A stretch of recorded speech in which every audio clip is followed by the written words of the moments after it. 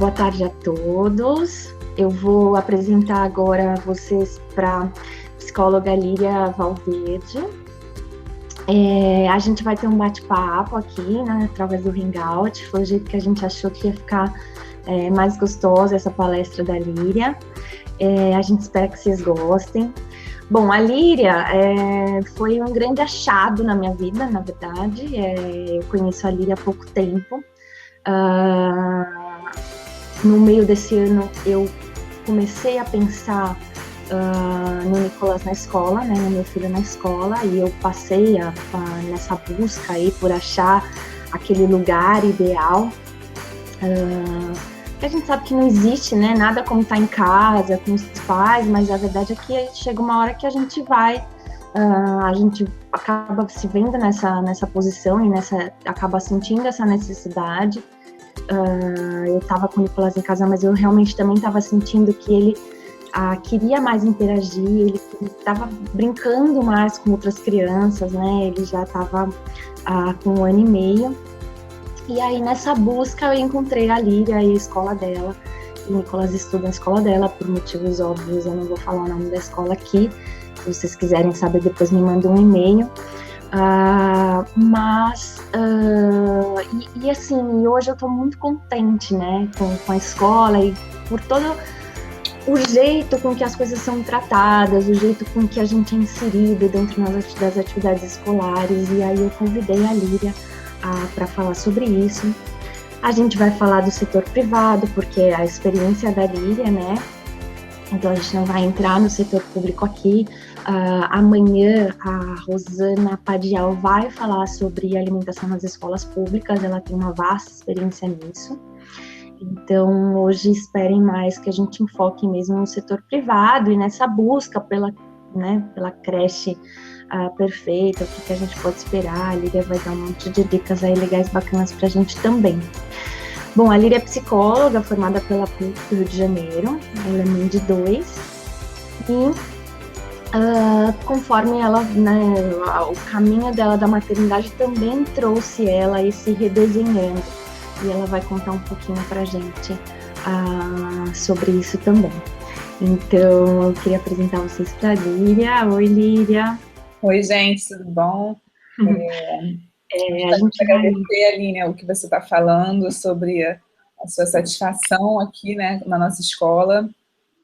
De fato, a escola é feita por pessoas, então é impossível a gente chegar à perfeição, mas com bastante carinho, afeto e sinceridade, a gente consegue fazer o que há de melhor dentro dos parâmetros possíveis, né, para o ser humano. É isso aí. E, bom, eu vou soltar algumas perguntas para a gente conseguir interagir, tá, Líria? Eu queria, na verdade, assim, eu e a Líria, a gente bateu um papo antes, né? E ela me contou um pouco da história dela, então eu queria saber, assim, de você, Líria, o que te motivou, primeiro de tudo, a ter a sua creche escola, né? A investir nisso, né? Como que foi sua trajetória até chegar nisso? Eu imagino que não tenha sido do nada, né? Muita coisa você deve ter passado, etc e tal. E aí eu queria que você contasse um pouquinho pra gente como que você idealizou todo esse projeto e tá vendo ele acontecer agora. Embora para mim seja um mundo novo, um ano, né, que a nossa escola está funcionando, eu percebo que a minha história com creche e escola, ela começou há quase 12 anos atrás, quando eu fazia faculdade e tive meu primeiro filho. Eu era muito nova, eu tinha 19 anos, e eu deixava ele na escolinha para eu poder ir para a faculdade, e por algum motivo eu não conseguia ir embora. Não porque meu filho não tivesse sido adaptado, pelo contrário, ele se adaptou na primeira semana me dando tchau, né? Mas eu ficava muito entusiasmada com as professoras para lá e para cá, com as mães, com a direção, as crianças no seu dia a dia. Então eu sempre ficava lá escondidinha vendo o que acontecia, ou quando eu buscava meu filho, eu ia um pouco mais cedo também para ficar vendo a rotina da escola. E meu filho foi crescendo, eu me formei, eu trabalhei em outros setores, trabalhei no Hospital Psiquiátrico Infantil, mas foi com... E esse meu filho, ele tem algumas dificuldade de aprendizagem, tem um déficit de atenção, é um menino super inteligente, maravilhoso, só que com o modelo tradicional da educação que nós vivemos, né? Que é não vou generalizar, mas muitas escolas querem um padrão de criança, e o meu filho, ele está em normalidade que muitas vezes não é, a criança não se encaixa naquele padrão, né? Não tem... Exatamente, né? E aí começam as dificuldades, começam a surgir os sintomas, né? A criança, ela vira um sintoma desse padrão. Então, eu comecei a aprender muito, porque eu acabei que me tornei uma mãe que tinha que ir mensalmente para a escola, conversar com o psicólogo da escola, conversar com os professores da escola. Então, eu comecei a perceber que esse mundo da escola era um mundo que, ao meu ver, estava tudo ao contrário, tudo errado, e que era um gerador de infelicidade, pelo menos no meu caso, né? Eu quase pensei em desescolarizar o meu filho, mas acabei não fazendo. Enfim. E aí veio minha segunda filha, minha maravilhosinha, e eu não estava trabalhando quando ela nasceu, e eu fiquei 8 meses só com ela, e eu comecei a querer voltar a trabalhar, e eu queria voltar para a minha área, e procurando uma escola para minha filha, foi que eu me deparei falei, não, eu vou criar uma escola em que seja o padrão, né, para a minha filosofia de vida, baseado já em tudo que eu tinha passado com o meu filho mais velho. Então, eu quis juntar todo esse aprendizado que eu pude coletar ao longo desses anos, e junto com essa minha segunda maternidade, que me ensinou muitas coisas, muito rápido, né? A maternidade te dá uma enciclopédia em poucos meses, você aprende muita coisa. Então, eu idealizei esse espaço pensando justamente no que seria ideal para minha filha, e o ideal aquilo que meu filho não pôde ter. Então, eu juntei a ausência com a presença, para transformar nesse mundo maravilhoso que eu digo que é minha casa. E a casa de todas as crianças e de todas as famílias que aqui estão. Muito legal, Lívia. E, assim, é óbvio, né, com a entrada da mulher no mercado de trabalho, como está hoje, né, a gente tem, a mulher hoje, ela está ocupando cargos cada vez maiores e trabalhando muito mais, né, cada vez mais a gente está inserido no mercado de trabalho, e a gente precisa desse apoio, né, da escola, para a gente continuar no mercado de trabalho, né? Então, fica impossível dissociar uma mulher superativa, independente, que tem a tua profissão e etc e tal, sem visualizar uma rede de apoio que dê segurança, né, para essa mulher ingressar, assim. E só que daí a gente se depara, né, com as crianças cada vez mais novas, né, indo para a escola e ficando cada vez mais tempo. E aí eu queria que você colocasse um pouco dessa sua visão, assim, de como a escola e os pais, porque hoje existe uma tendência à terceirização, né, da criança. Da criança, porque como a mulher está no mercado de trabalho e ela tem, né, cargos cada vez maiores, e ainda mais no setor privado, então essas crianças estão indo para o setor privado muito cedo, né, e ficando muito tempo. E como que a gente pode conciliar tudo isso, né? Não terceirizar a criança, mesmo que você tenha que mandar ela para a escola. Assim, como que você vê tudo isso? São várias questões numa mesma pergunta. Então, vou tentar falar assim, algumas coisas que eu acredito em partes, né? Primeiramente, como mãe, é uma atrocidade, né, ao meu ponto de vista, separar a criança da sua mãe nos 4 primeiros, né, a partir do 4º mês. A própria Organização Mundial de Saúde, o Ministério da Saúde, ele indica que a amamentação seja exclusiva nos 3 primeiros meses, nos 6 primeiros meses. Então, a gente já vê a primeira contradição, né, de que a mãe tem que voltar a partir do 4º mês e o Ministério da Saúde indica 6 meses. Então, ao meu ver, tinha que ser pelo menos 1 ano em que a mulher pudesse estar, né, em casa com o seu filho, para que ela possa oferecer a ele aquela um desenvolvimento emocional sadio, né, nesses primeiros cuidados desse primeiro ano, e que a mãe também consiga emocionalmente se preparar para estar se afastando do filho. E, como eu disse, né, eu mesmo com 8 meses comecei a pensar, né, que de fato a gente começa a ficar cansada da rotina, né, a mulher estar em casa é sim um trabalho, né, aquele discurso de que fica em casa não fazendo nada, isso é um discurso de uma pessoa que não para pensar no que está falando. É um trabalho muito digno, que deveria ter remuneração, 13º férias.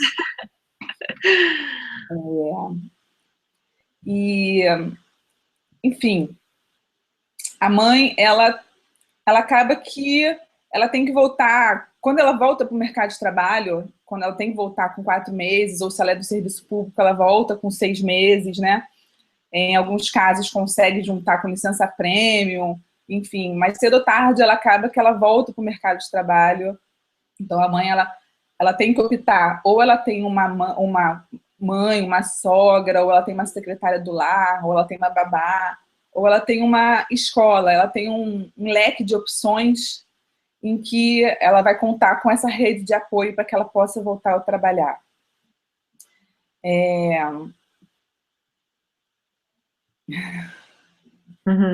E você acha assim, como você acha que a outra pergunta, né, porque acabou sendo uma pergunta muito grande, mas a outra pergunta era como que a gente pode reduzir a carga dessa terceirização, assim, como que vocês como escola podem reduzir essa carga de terceirização, porque a verdade é que a criança passa muito tempo, né, da vida dela na escola. E aí a gente tem essa delegação de cuidado e até onde, sabe, assim, até onde é o papel da escola e até onde é o papel dos pais. Como que a gente estabelece essa parceria de forma a ficar muito claro para ambas as partes? Em primeiro lugar, eu acho que a escola nunca pode ser vista, e ela não pode ter em sua filosofia como um depósito de crianças, né? A escola, ela acaba que vira uma extensão da família, que realmente a criança passa muito tempo aqui. A escola, ela também educa, né, seja cognitivamente, está lá na matemática, no português, mas também nos valores, também no convívio do dia a dia, nos limites. Então, não tem como falar que a escola não educa, que isso é papel da família, né? Isso é papel de ambos. E uma forma de que não haja, de fato, essa terceirização é que a família esteja consciente que deve haver uma parceria. E essa parceria, ela tem que ser muito forte, verdadeira, sincera. E porque ela é trabalhosa, sim, né? A partir do momento que nós nos tornamos mães e pais, educar dá trabalho. Então, essa parceria, ela dá trabalho, sim, mas não é porque dá trabalho que ela é ruim. Pelo contrário, uma parceria bem feita, um vínculo bem estruturado, é muito positivo para o dia a dia dos três, seja da escola, seja da criança, seja da família. Então, uma forma de não terceirizar é a participação ativa, né? Seja através da agenda, porque a agenda é o maior canal de comunicação, ela é diária, é lá que acontece, é lá que estão as informações, se a criança teve diarreia, se a criança ficou um dia mais chorosa, se ela teve febre, se está faltando fralda, e os informativos que vão, seja por e-mail, os pais têm que estar antenados, né, nesse canal de comunicação disponibilizado. Hoje em dia é muita tecnologia, então a gente tem que aproveitar isso a nosso favor, né? Então esse canal de comunicação ele tem que ser usado e abusado. Você tinha me falado agora há pouco que vocês têm um grupo, a gente tem grupos, né? Grupos no Facebook, para todos os pais da creche, enfim, os pais de determinada faixa etária, então eles estão todos reunidos ali também podendo participar e, enfim, saber tudo o que está acontecendo. Não é no Facebook, não, é no WhatsApp, né? Legal. Muitas escolas, elas veem o WhatsApp como algo que intimida, né? Como algo que vá contra.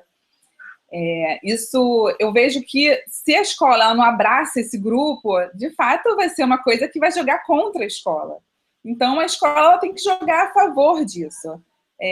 criam sim um grupo no WhatsApp, se comuniquem, se vocês tiverem queixas em comum, elaborem essa queixa, tragam para a gente, é muito importante, porque o WhatsApp ele não vai só dar não é só um lugar que as pessoas vão estar criticando. Às vezes é uma mãe que não está conseguindo acessar diariamente o e-mail, que não está conseguindo abrir o e-mail que a escola manda, então tem aquela mãe representante em que ela, gente, olha só, recebi aqui, toma as mensagens para vocês, então aquela mãe representante, ela também vai estar auxiliando aquela mãe que, né, não recebeu a mensagem, ou que não teve tempo, são muitos e-mails. Então, assim, não ter medo de que uma ferramenta vai derrubar a escola. Não, essa ferramenta ela tem que vir a nosso favor, a favor de todos. Se Legal. a escola, em algum momento, ela está falhando, ela tem que estar, né? Eu estou aqui todos os dias, você sabe disso, né? Na saída eu vou atrás das mães, vem cá, deixa eu falar com você, o que está acontecendo? Aconteceu isso, me desculpa, eu vou rever, vou ver o que está acontecendo, vou te ligar de volta, vou te dar um feedback. Somos seres humanos em evolução, então ninguém cresce sem as críticas. Exatamente. Então, por favor, né, levem para as suas escolas, para os seus diretores, críticas, porque a crítica ela vai ajudar a escola, que vai ajudar o seu filho, que vai ajudar você a não faltar ao trabalho, né? A proporcionar sempre o melhor para o seu filho, porque a escola é um espaço de construção coletiva. É isso aí. Né? Muito legal. E Líria, outra coisa que me chamou muita atenção, né? E assim, eu já tive uma experiência frustrada uma primeira vez, eu já contei isso para você algumas vezes, mas quando eu tinha, na época do primeiro Conal, que eu estava fazendo o primeiro Conal, eu estava desesperada, né? Porque eu estava trabalhando de madrugada, eu estava com o Nicolas durante o dia inteiro, eu ficava com ele, então a madrugada era a hora que eu tinha para trabalhar, e como eu decidi continuar a amamentação, né?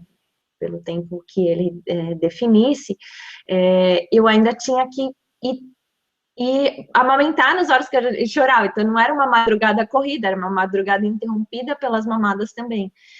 E aí eu falei, bom, vamos tentar a escola. Deixa eu aparecer aqui, que agora eu vou contar um pouquinho da minha história. E aí eu falei, vou procurar uma escola. E ele tinha 11 meses. E aí eu fui numa escola, que era a escola que eu poderia pagar no momento, né? Enfim, não vem o caso isso agora, mas aí para ele ficar algum tempo lá. Então, só que a filosofia da escola, o que a escola pensava sobre várias coisas que eu penso e eu acredito na criação, não encaixava. Então, por mais que eu estivesse tentando fazer aquilo, que seria bom, assim, seria bom para ele, provavelmente, não sei, isso tudo não era muito claro na minha cabeça, e eu não conseguia muito acreditar no que as pessoas estavam me falando, porque não batia o nosso pensamento, né?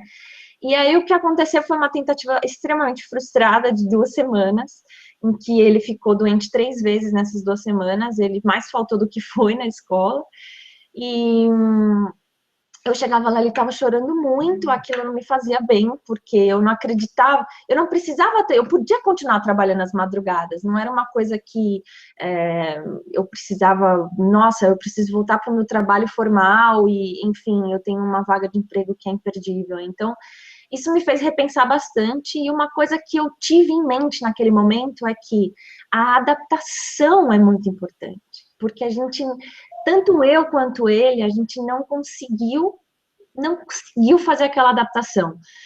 Foi uma adaptação muito frustrada, né? Que não respeitou nem o meu momento e nem o dele. Uhum. E que foi dessa vez, óbvio, ele tá em um momento diferente, então ele tinha 11 meses, agora ele tem 18, 19 meses, então, né, a gente tem uma criança, né, com uma estrutura um pouco melhor, mas o próprio fato de ter essa adaptação diferenciada fez com que tanto eu quanto ele ficássemos mais tranquilos. E aí eu queria que você contasse um pouquinho dessa adaptação e assim, relacionando pra gente desde aquela mãe que deixa o bebê bem bebezinho, né? Muitas vezes está em ensino introdução alimentar, e a escola vai ter que dar todo o apoio, fazer essa parceria junto, até mais para frente, né? O bebê já chegar um pouco maior, como foi meu caso, mas eu acho que principalmente mesmo que você contasse um pouquinho pra gente como vocês enxergam essa adaptação dessa mãe, né? E desse bebê, dessa recém-mãe e desse recém-bebê na escola de vocês. Então, é um bebê de 4, 5, 6 meses. Enfim, queria que você contasse um pouquinho aí pra gente. Quando uma mãe precisa botar muito cedo um bebê, né? Já tivemos adaptações aqui que começaram com um bebê com 3 meses, muito pequenininho. Você vê nitidamente, né, que a mãe está com aquela angústia de separação. Ela está sofrendo porque ela tem que se separar do filho, ela tem que pagar a conta de casa, então ela tem que voltar a trabalhar. Então, assim, de que forma que nós ajudamos, né? De que forma a gente acolhe essa demanda? É muito bom quando uma mãe encontra uma escola que está próxima do seu trabalho. Não é a realidade de todos, né? Mas quando isso acontece, a gente observa se a mãe amamenta, e se a mãe amamenta, a gente solta fogos. Se não amamenta por outras questões, é óbvio que isso não entra em discussão, né? Nós respeitamos cada família. Mas quando a gente vê que a mãe amamenta, a gente fala, então você vem no intervalo, vem na hora do seu lanche, vem na hora do seu almoço, vem aqui amamentar, olha o seu cantinho, venha. E se a mãe não pode, a gente fala, manda o seu leite materno, que a gente vai oferecer para ele. Não se preocupa que nós vamos sim acolher isto, né? Tira o seu leite no seu trabalho, manda para a gente, que a gente tem toda... nós somos muito preocupados com isso, nós congelamos, descongelamos e oferecemos o leite. Se a mãe vem buscar a criança, a gente fala, senta e dá um leitinho aí para ele ficar aconchegado no seu colo e vocês vão embora mais tranquilos. Mas isso eu vejo, eu leio, eu ouço de que não são todas as escolas que fazem isso. De fato, existem escolas que fazem, e a família ela só vai encontrar isso na busca, né? Ela tem que buscar, ela tem que se informar, ela tem que falar com as amigas, entrar, nesse caso, nos grupos do Facebook que existem, né, de mães que indicam ou contraindicam as escolas.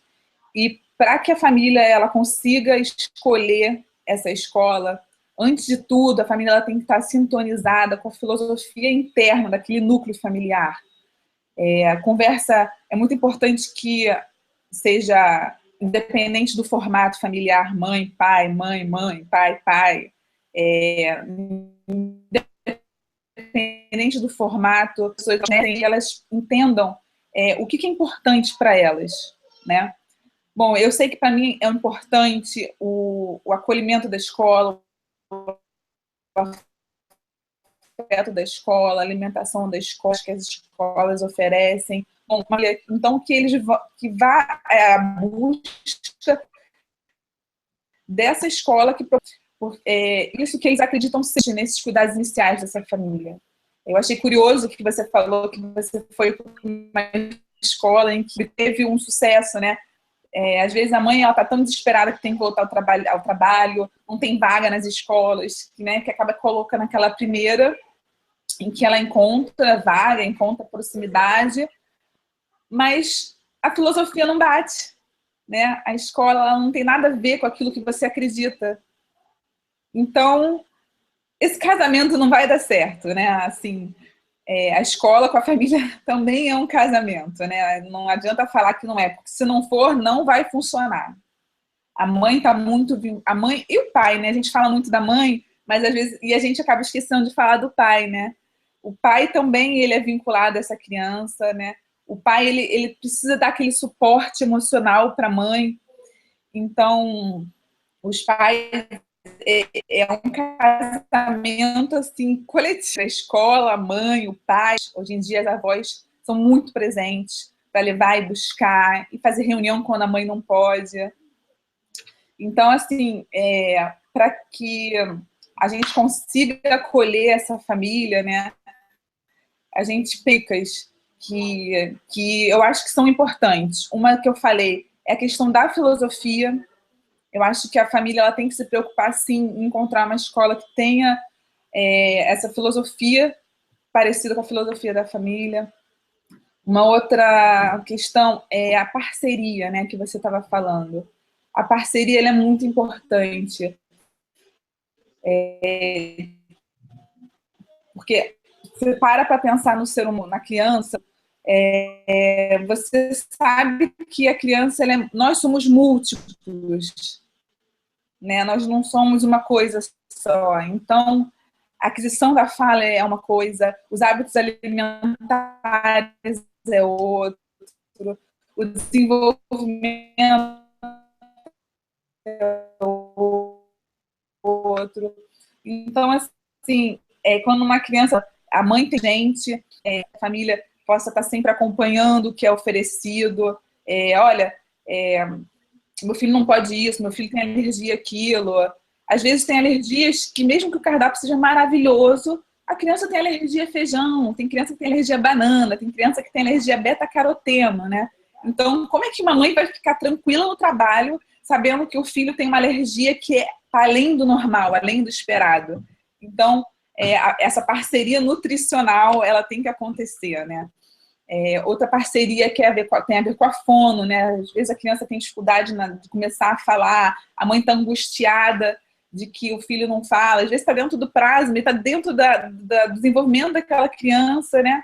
Mas a mãe está angustiada. Então a mãe leva para a fono, né? E de que forma vai acontecer essa comunicação? É a escola pegar o telefone e ligar para essa fono. É a escola receber essa fono e fazer questão que essa fono venha na escola para a gente falar sobre aquela criança que ela é única para a família, ela é única para a fono, e ela vai ser única, sim, para a escola, porque ela vai se desenvolver, né? E ela precisa daquele olhar num trabalho. Dá trabalho, sim, mas é tudo que a gente faz com amor, tudo que a gente faz, aquilo que a gente gosta, vai dar trabalho. A única coisa que não dá trabalho é você ficar em casa sentada no pudim, né?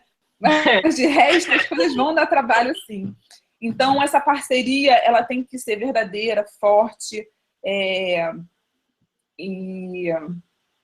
ela é múltipla, né? É múltipla. A escola, é o pediatra também, né? Tem crianças que têm problemas no seu desenvolvimento, com fono, com psicólogo, com a nutrição.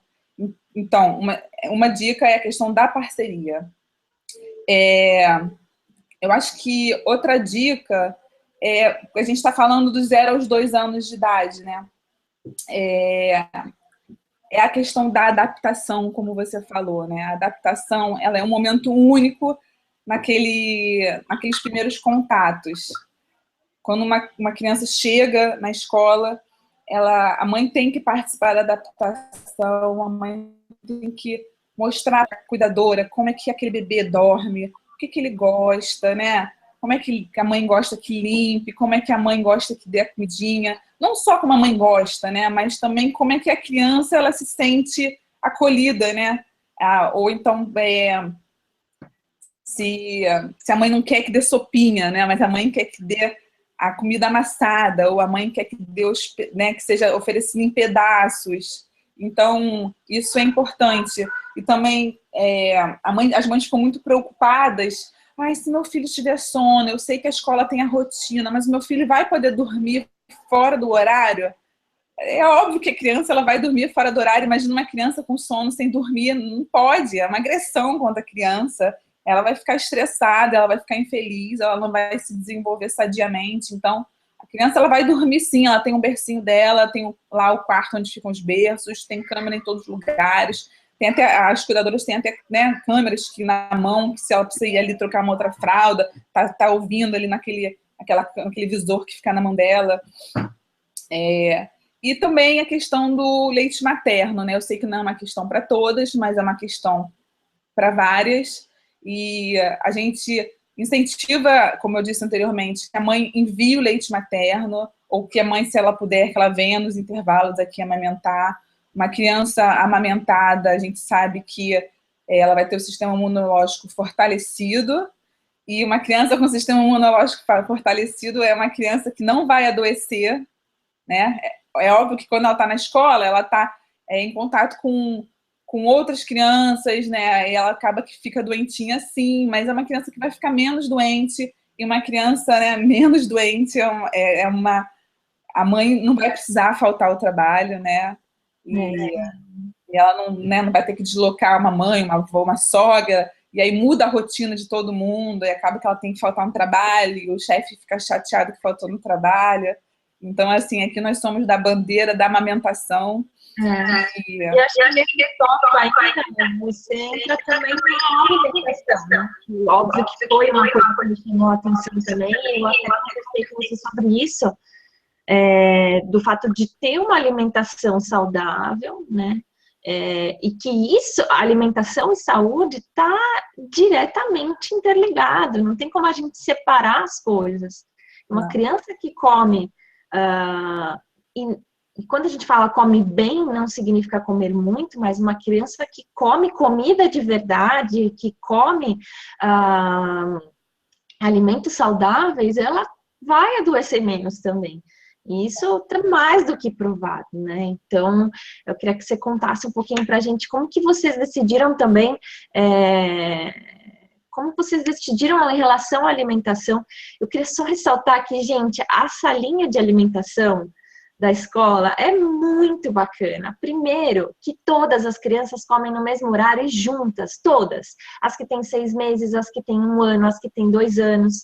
E isso traz as crianças veem outras crianças comendo, elas dividem a salada, então cada uma tem seu pratinho de acordo com a faixa etária, né? Eles têm pratinhos diferentes lá, e eles colocam a saladinha no meio da mesa, e as próprias crianças se servem, né? E elas têm a oportunidade de pegar com o dedinho delas e pegar. E o próprio fato do visual, né, delas poderem interagir e ver todas as outras comendo, isso é muito maravilhoso. Então, eu queria que vocês contassem como que vocês idealizaram tudo isso, como que é essa parte de educação nutricional, porque eu acho que o que você falou de aleitamento, ele vai também diretamente ao ponto da alimentação. A alimentação e saúde são interligados, e uma criança que se alimenta bem, de forma saudável, ela vai adoecer menos e essa mãe vai faltar menos ao trabalho, né? Então, conta um pouquinho pra gente como vocês idealizaram toda essa parte da alimentação, que eu encantada. Terão outras palestrantes, né, que eu já falaram e vão falar sobre, são nutricionistas, então eu não ouso nem falar, né, como uma especialista da nutrição, né, eu falo primeiramente como mãe, que construiu esse espaço e, assim, eu particularmente tenho um hábito alimentar muito bom.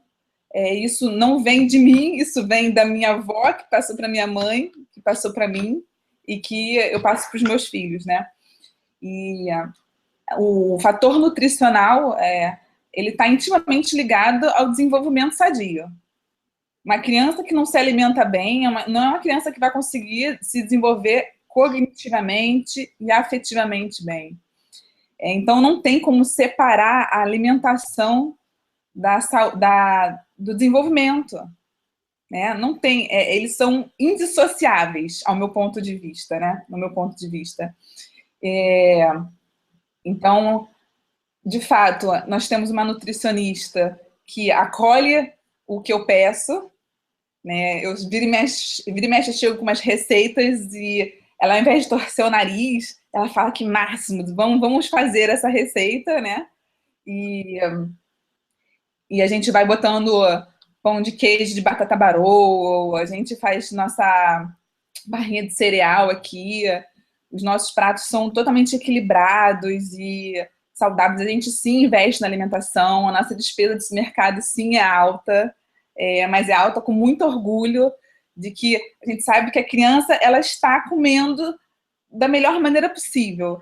E o mais impressionante, Aline, é que isso se estende para fora da escola, né? Uma escola que retém tudo dentro da escola, ela precisa fazer um pouco mais, né? Ela precisa ultrapassar esses muros. E de que forma que eu vejo que isso acontece? As famílias, elas pedem as nossas receitas para fazer em casa aos finais de semana. Gente, não tem nada melhor do que isso, né? Algumas famílias já vieram com a nossa filosofia, outras se transformaram, né, visivelmente, que final de semana, por exemplo, dava fandangos, dava danoninho, né? Aquela história de que danoninho vale por um bifinho, isso é mentira. E aí chegava segunda-feira, a criança chegava na escola com diarreia. Aí a gente começou a desconfiar, chamamos a mãe, e ela contou o que acontecia nos finais de semana, né? E aí a gente conversando com ela, com a nutricionista que está aqui sempre conversando com os nossos pais, e ela percebeu de que de segunda a sexta a filha tem uma alimentação daquele tipo, aos finais de semana é óbvio que a gente dá uma escapadinha, a gente come na rua, né? Mas tem certas coisas que não dá para oferecer, não dá para oferecer mesmo, porque a criança, ela acaba que o corpo dela fica preparado para o bem, não para o mal. Né? Corante, industrializado, gordura saturada, como é que se chama? Embutidos, né? E quando a gente está acostumado a comer bem, o nosso corpo sente muito, né? Nosso corpo sente demais. A gente acostuma, né? Então, até a mudança de hábitos, ela pode ser gradual. Porque pode ser que até no começo você sinta falta, né? Dessas coisas que não são tão boas. Mas com o passar do tempo, conforme você vai comendo coisas que fazem bem ao seu corpo vai se acostumando. E aí, quando você come uma coisa que muitas vezes você vai ficar com vontade, ou tal, você nitidamente vê que te faz mal, né? Com certeza. E a criança é óbvio. E aí, na segunda-feira é o dia-chave, né? Que você percebe que alguma coisa mudou, né? Exatamente, com certeza. E a gente nós somos muito abertos aqui com as famílias, né? Nossa porta está sempre aberta, a gente vai até lá, a gente já puxa, vem cá, o que aconteceu, conta pra gente. E como é tudo na base da sinceridade mesmo, as famílias se abrem, o que houve. E a gente acaba que se torna uma rede de apoio, né? Como que é o nosso tema, né? É uma rede de apoio de vários fatores, né? Não só na questão da educação, não só porque a criança está aqui enquanto a mãe está 9 horas no trabalho, mas a mãe às vezes chega aqui no final do dia, ela senta aqui na cadeira em frente à minha mesa e ela se desabafa, né? É óbvio que eu acho que facilita pelo fato de eu ser psicóloga e eu ter uma escuta, né? Mas é uma rede de apoio que ela é alimentar, é educacional, ela é afetiva, ela é um ombro amigo também, né? E então, foi aquilo que eu falei, são multissetores, multifatores. Sem tirar toda a responsabilidade também que os pais têm, né? Na criação dos filhos, enfim. Né? Isso volta para a parceria, né, Aline? É óbvio que a escola tem um papel fundamental, né, na vida da criança. A escola ela é o primeiro ensaio da vida da criança na sociedade. Mas a escola não substitui de forma alguma o pai, a mãe, a família. A escola ela até pode ensaiar uma maternagem, mas quem é a mãe de verdade não é a escola. Então, assim, nós somos um apoio, mas nós não substituímos, né? Final de semana, a criança vai estar com os pais, então é aquele momento de qualidade. Hoje em dia, sim, né? É difícil a gente falar em quantidade, né? A gente tem que falar em qualidade. E o final de semana, ele é um momento de qualidade. À noite, né? Se a criança chega em casa e não dorme imediato, porque às vezes ela está exausta, né? É um momento de qualidade. O momento do transporte para a escola, né? Em que a mãe leva o filho para a escola ou busca na escola, acaba que ela fica mais tempo no carro por conta do caos que a gente vive no Rio de Janeiro, do trânsito, das obras. Então, acaba que é um momento de qualidade. A mãe cortar a unha da criança, né? É aquele cuidado que a mãe tem com a criança. A mãe, ela que limpa a orelhinha da criança, ela vê como é que está a orelhinha da criança. Então, assim, tem coisas que a escola faz, sim, mas tem outras coisas que quem faz é a família, né? Um dia a criança vai sair dessa escola e quem vai continuar com a criança vai ser a família. Então, a terceirização, ela é um termo real, é um termo que a gente tem que lutar contra e temos que estar atentos, tanto a família quanto a escola, a escola puxar um pouquinho a orelha da família, assim como a família às vezes puxa a orelhinha da escola em algumas coisas que está falhando, a escola também puxa a orelhinha da família. Para a família não terceirizar e nem a escola virar um depósito de crianças, né? Exatamente. Todo mundo tem seu lado, todo mundo tem seu lado, né? E principalmente nos primeiros anos de vida, né, no desenvolvimento emocional da criança, ele vai ser baseado em todas as relações, né, que a criança tem. Essas relações incluem as cuidadoras, né, todo mundo que está nessa. E assim, quando a mãe veio, ou o pai, né, ou a avó vem buscar a criança na escola, muitas vezes as crianças, elas demoram para ir pro colo da mãe, né, muitas vezes as crianças ainda querem ficar brincando um pouquinho, e as mães não precisam ficar ou enciumadas ou tristes, porque isso é um sinal de que a criança está indo muito bem na escola. E de que elas que ouvir a escola tá sadio, né? Exatamente. Líria, foi muito bacana o papo, foi maravilhoso. Eu gostei muito de conversar com você. Eu sou suspeita para falar, porque eu tenho o maior orgulho, assim, de poder deixar meu filho aí. E eu queria, se você tiver alguma consideração final para fazer, para a gente encerrar o papo, queria te agradecer muito, muito, muito por topar participar, né, de topar estar aí com a gente, topar essa ideia do Conalco junto com a gente, se tornar parceira também. Então, muito obrigada. E se você quiser finalizar, fica à vontade. Eu quero finalizar deixando uma mensagem para as famílias de que elas lutem para que as escolas estejam de portas abertas. Né? Muitas escolas não deixam os pais entrarem, tem que marcar a reunião com muito tempo de antecedência. É óbvio que faz parte da rotina, da logística, às vezes é muita demanda para a escola, assim, né? Mas a escola tem que estar de porta aberta, receber assim, abertos para acolher todas as questões, porque essa primeira infância é um desafio para todos os pais, principalmente os novos, é um desafio de vida, é um desafio do dia a dia. Então, assim, para que o melhor aconteça, a família, né, para aquela criança, uma escola estar de portas abertas para receber todas essas demandas. Então, que as famílias lutem e conversem bastante escolas para que elas se tornem cada vez melhores e que acabe com essa fama de que escola é um depósito, que a escola é uma empresa que só quer ganhar dinheiro, porque a escola é muito mais do que isso. É isso aí. Obrigada. Eu espero que eu tenha contribuído e que se alguém tiver alguma dúvida, alguma consideração, alguma dica, que passe para você ou passe para mim. Se você quiser passar depois o meu e-mail, eu vou estar aqui esperando qualquer consideração. Um grande beijo a todos que estão nos ouvindo. Obrigada, Líria. Um beijo. Eu achado na nossa escola, uma pessoa maravilhosa, uma mãe super presente, que não terceiriza e super carinhosa com todos. Valeu, querida. Um beijão, viu? Vamos terminar. Tchau, pessoal. Até a próxima palestra. Tchau.